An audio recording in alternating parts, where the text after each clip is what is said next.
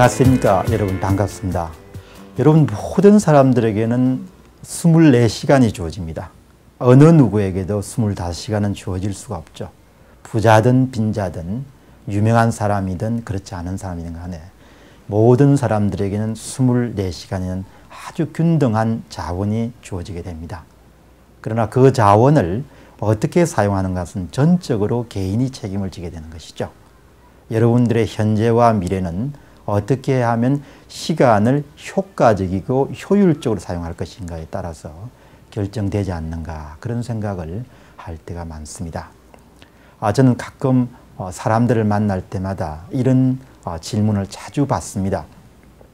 그 바쁜 속에서도 어떻게 1년에 한 5권 이상 정도의 책을 내고 또 어떻게 그 많은 칼럼을 쓰면서 이렇게 생활할 수 있는가, 그 비결이 무엇입니까? 라는 그런 이야기를 자주 받습니다.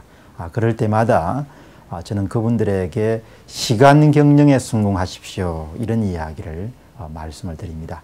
물론 자기 경영이란 큰 테두리 내에서 시간 경영은 매우 중요한 그런 부분을 차지하죠.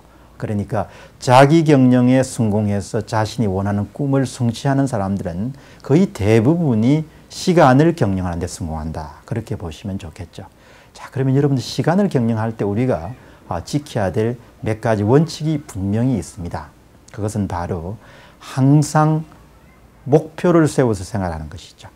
아주 작은 시간을 보내더라도 그 시간 동안 내가 해야 할 일을 명확히 할 수 있다면 누구든지 자신들이 사용하는 시간을 좀 더 효율적으로 사용하지 않겠나 싶습니다.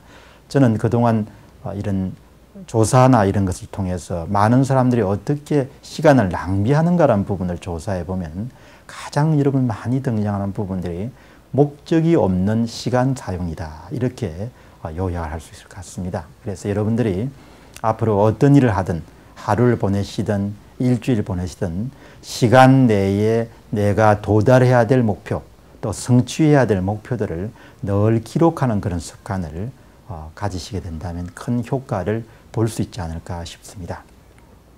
여러분, 시간이라는 것은 양적 개념이 아니고 질적 개념으로 이해하는 것이 좋겠습니다.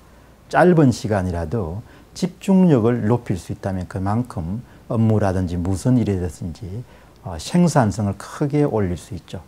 이따금 여러분들이 사용하는 시간을 한번 기록해 보시는 것도 도움이 될 겁니다. 여러분들이 기록을 시간을 해보시면 어떤 부분에서 습관적으로 시간이 낭비되고 있는가, 그런 부분들도 여러분들이 찾아내지 않겠나 싶습니다. 대개 시간은 습관적으로 낭비됩니다.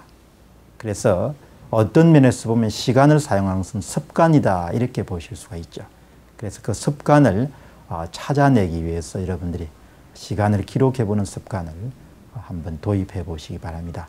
저는 모 기업의 아주 높은 직책에 있는 임원 한 분이 스스로 시간도 관리해 가면서 규칙적으로 자기 일을 도와주는 비서로 하여금 자기의 시간 사용처 내역을 마치 돈을 쓰고 난 다음에 계산서를 받는 것처럼 한 달, 일주일 이렇게 보고를 받는 것을 봤습니다.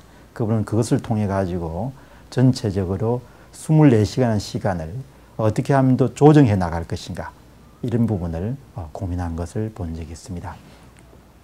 그리고 여러분 또 한 가지 염두에 두셔야 될 것은 짜투리 시간을 그렇게 가볍게 여겨서는 안 됩니다. 많은 사람들은 1분, 5분, 10분 정도의 시간을 아주 우습게 여기죠.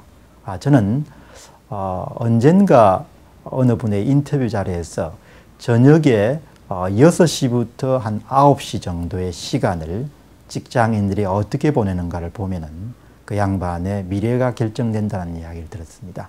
하루에 우리가 갖게 되는 한 2시간, 3시간 정도의 일과 후의 시간들도 얼마든지 여러분이 활용하기에 따라서 여러분 자신의 행복과 미래를 준비하는데 더 효과적으로 사용할 수 있지 않겠냐, 그런 생각을 가져보게 됩니다.